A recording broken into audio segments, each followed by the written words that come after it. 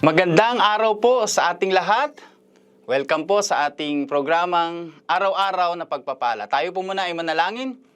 Aming Diyos na makapangyarihan sa lahat, salamat po sa araw na ito, sa mga pagpapalang ibinigay niyo sa amin. At salamat din po sa mga salitang matututunan namin sa araw na ito. Ito po ang aming dalangin sa pangalan ni Jesus. Amen. Amen. So muli po at magandang araw po sa ating lahat. Alam niyo po, bago po banggitin ng ating Panginoon ang salitang, "Let there be light," the earth was without form and void, and darkness was over the face of the deep. Ang mundong ito ay madilim, sa kawalan, empty.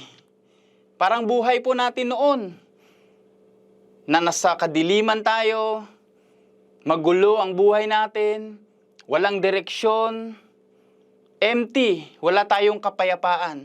Kahit naman siguro ngayon, marahil, nasa sitwasyon tayo ng ang mundo natin ay nasa kadiliman.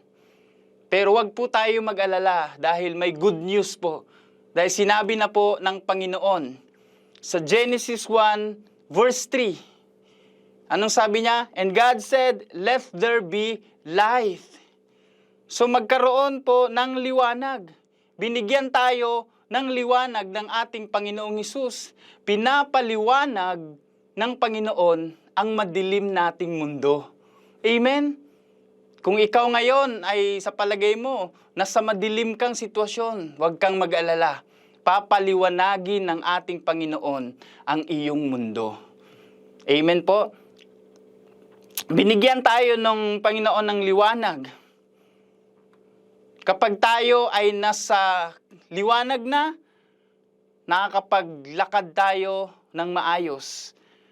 Nakakagawa tayo ng tama.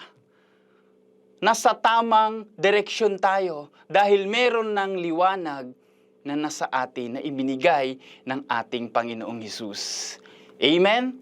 At yung liwanag na yan, ang liwanag na meron tayo, ano naman ang gagawin natin? Sa liwanag na meron tayo na idiniklara ng ating Panginoon sa atin. Sa Matthew chapter 5 verse 16, anong sabi niya? "In the same way, let your light shine before others." So yung liwanag na binigay sa atin ng Diyos, lalo pa nating paliwanagin para po makita ng mga tao sa paligid natin ang mabubuting bagay at higit sa lahat, malugod ang ating Panginoong Hesus.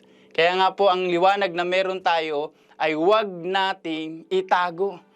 Kung sa palagay natin na ito ay paandap-andap na ang liwanag na meron tayo, bumalik tayo sa Diyos.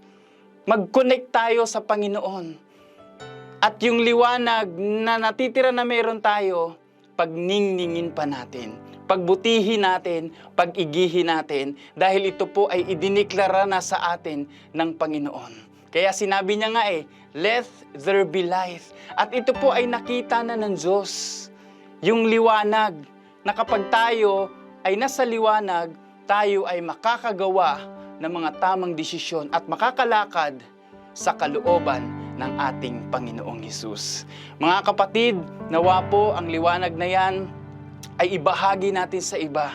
Kung meron tayong mga kakilala, meron tayong mga mahal sa buhay na sa palagay natin, nandun pa sila sa dilim.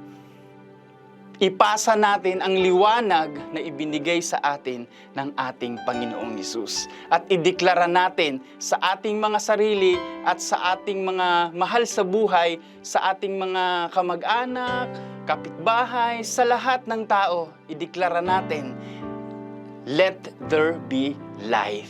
Amen po ba?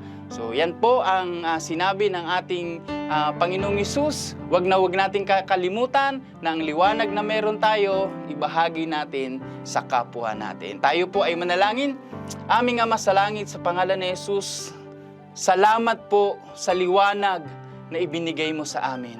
Salamat, Ama, na ang liwanag na ito ay mas lalo pa naming pagningningin upang makita ng mga tao sa paligid namin ang mabubuting gawa mo sa amin at makita ng mga tao, Diyos, yung liwanag na ibinigay mo at makakapagbigay ito ng parangal at kaluwalhatian para sa iyo. Ito po ang aming samot dalangin sa pangalan ng Ama, ng Anak at ng Espiritu Santo, sa pangalan ni Jesus. Amen, amen. Maraming salamat po. God bless po sa ating lahat.